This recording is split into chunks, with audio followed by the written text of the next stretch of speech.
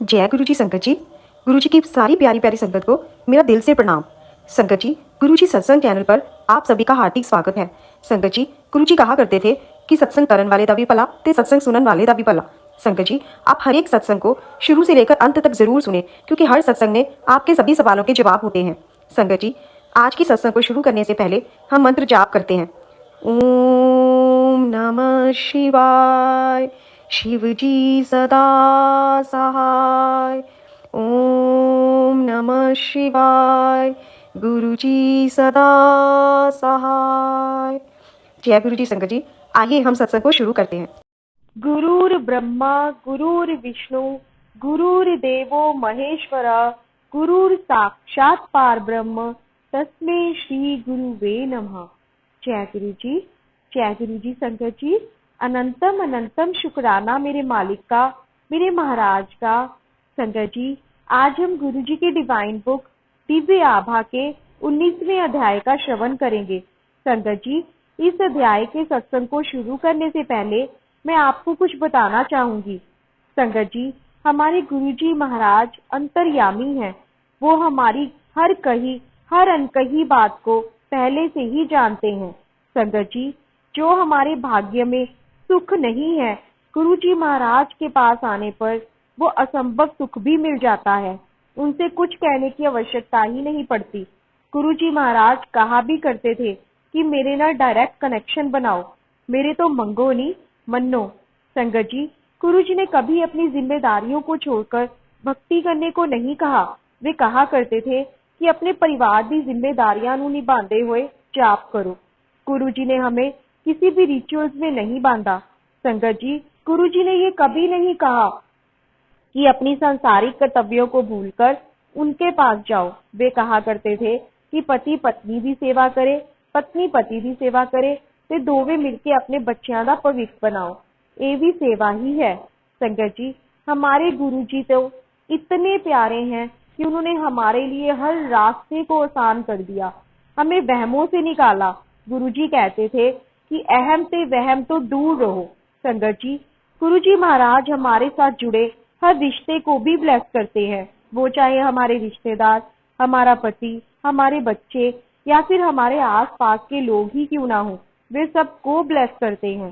संगत जी, बस उन पर अटूट विश्वास व श्रद्धा होनी चाहिए, उनकी रजा में राजी रहना आना चाहिए। ये भी गुरुजी महाराज की कृपा के बिना संभव नहीं है। संगत जी, मैं बस गुरुजी महाराज के चरणों में यही अरदास करती हूँ कि वे हम सबको अपने चरणों में लगाए रखे और हमें अपनी रजा में राजी रहना सिखाए। हमें संयम बख्शे, ऐसी कृपा बख्शे कि किसी भी परिस्थिति में हमारा विश्वास उनके प्रति अटूट बना रहे, हम कभी भी डगमगाए नहीं और वे हमें वही दें जो उन्हें हमारे लिए सही लगता है, क्योंकि हम अपना भला बुरा नहीं जानते। संगत जी, आज का सत्संग भी गुरु जी की इसी अनुकंपा के साथ जुड़ा हुआ है। ये सत्संग गुरु जी की एक भक्त का है, जिसमें उन्होंने अपने सुंदर अनुभव साझा किए हैं कि कैसे गुरु जी ने उनके परिवार पर कृपा की और उनके हर एक रिश्ते को संवारा। तो आइए संगत जी, हम आज का ये दिव्य सत्संग सुन लाभान्वित हों। विवाह रक्षक गुरु जी, मैं गुरु जी को जितना भी धन्यवाद दूं वह कम है। हम गुरु जी के पास अपने व्यापार संबंधी समस्या लेकर पहुंचे थे और उन्होंने हमें तुरंत अपनी शरण प्रदान करी, परंतु अभी उससे भी बड़ी परीक्षा शेष थी। मेरे विवाह को 35 वर्ष बीत चुके थे।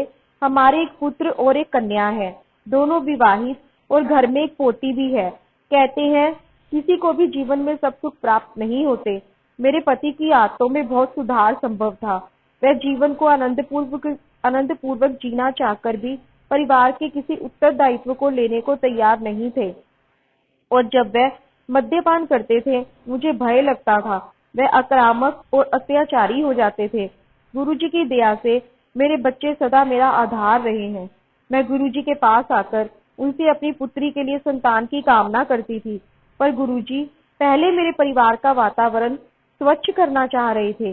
संतान सुख देना तो उनके लिए कोई समस्या नहीं थी। एक दिन मैं गुरुजी के दर्शन के बाद घर पहुंची तो मेरे पति वहां पर नहीं थे। मुझे कोई चिंता नहीं हुई, क्योंकि वे गोल्फ खेलते हैं और सप्ताह में 4 दिन देर से आते थे। 62 वर्ष की आयु में भी उन्हें अपने मित्रों के साथ मद्यपान कर भोजन करने की आदत थी।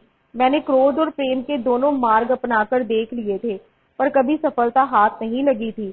मैं कभी उनका विरोध नहीं कर सकी, क्योंकि फिर वे अपना हाथ उठाने लगते थे। मुझे अत्यंत भय लगता था। अक्सर रात को उनके घर में प्रवेश करते समय किसी भी हंगामे की आशंका से मैं सोने का बहाना करती थी।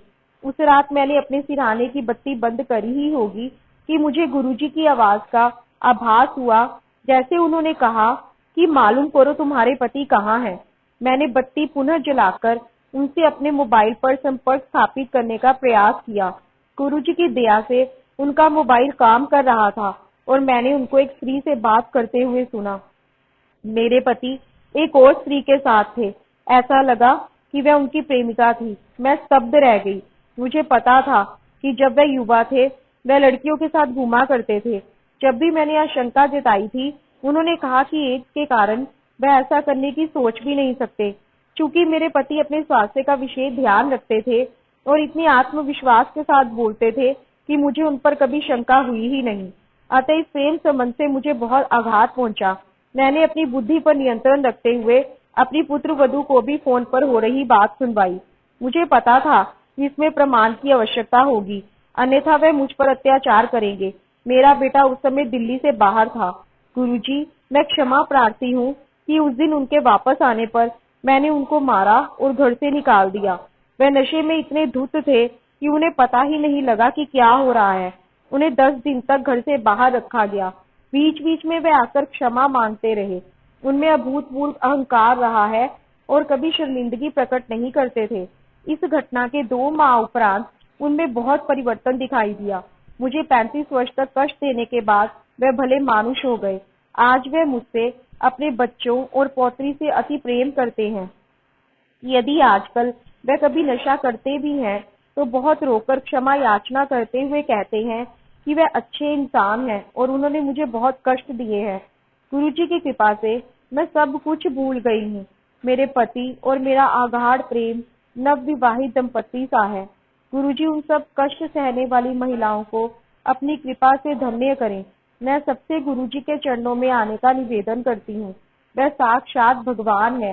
मैं उनसे अथाह प्रेम करती हूँ। जय गुरु जी। जय गुरु जी। शंकर जी, बेअंत शुक्राना मेरे महाराज का आज की सेवा के लिए। बहुत बहुत शुक्राना। जय गुरु जी।